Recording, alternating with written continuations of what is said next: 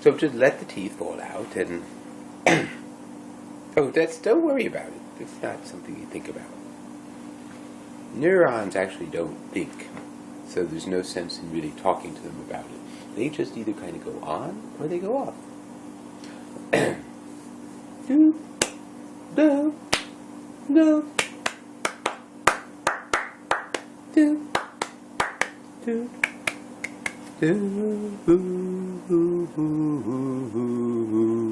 Who cares? You may ask. Well, it's not. Excuse me. I doubt it's a lesson for today.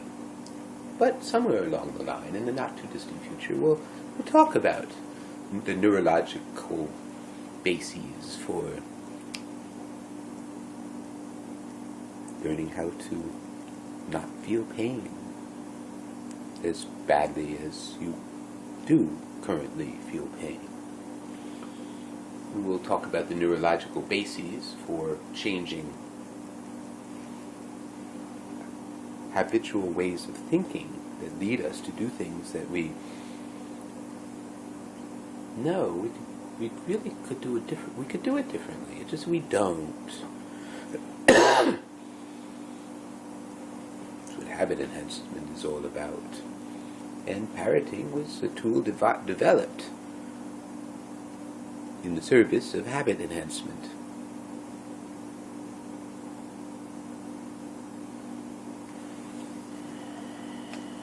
I'm still eating my breakfast and I haven't had my coffee. So therefore I'm not going to talk about it. I'm going to make some coffee right now. I'll talk about it when I'm good and ready. And that seems so... it's an important part of life. And it's a funny thing to say because we can't really be ready for anything at all because we don't know what that thing is until it happens. And then there's no sense in being ready for it. It's just what it is. The future is unknown, and therefore, when we enter into it, when the future is becoming now, we need to keep our eyes open, ears open, nose open. No, mind is really what I'm talking about more than anything, and heart.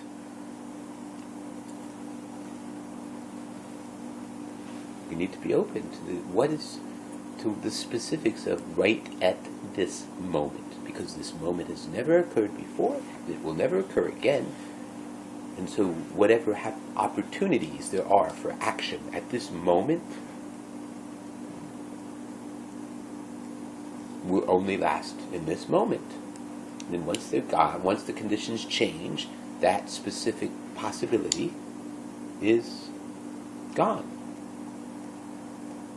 It might reappear in a slightly different guise, or it might appear to be gone and in fact isn't. And there's no way, there's just no place to look that up. There's no book talking about what will happen or what just happened. It's too recent. So we, the students of living, people who want to live our lives fully, completely, because, well, after all, how long are we here? We're only here for our, 70 or 40, whatever it happens to be. It's increasing a bit. What are we going to do once our careers are finished? What are we going to do when maybe we really are having some serious late life, neurological degrading kinds of situations? How are we going to understand that situation?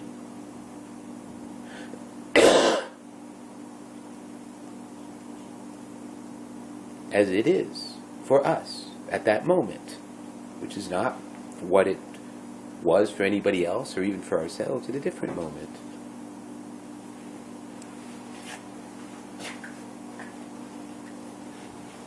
Learning to take in the now. And that is something that actually children happen to be very good at. And education, to a large extent, is the clamping down, the degrading, the undermining, the delegitimatization of what children come into this world being very good at doing.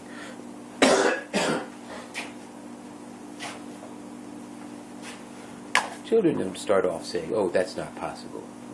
I don't like that." They might have a reaction to what's happening, but they're reacting. They're just in it. It's just happening. They're not spending a lot of time comparing it to something else or saying or judging it. They might actually have some sort of verbal thought process going on,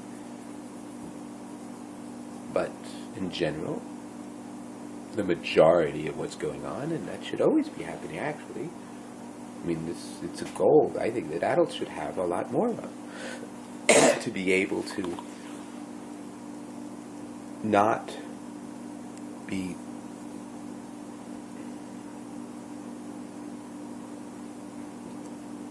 hemmed in by yesterday's perception of reality. You know, whether you were accurate about yesterday or not, or yester moment, it's irrelevant about what's going on now. You might be well served if you had if you had taken that lesson from the last time and said, "Oh, you know, I go too far in blank, or I don't go far enough in something else," whatever. And You said I could use your lock? oh yeah.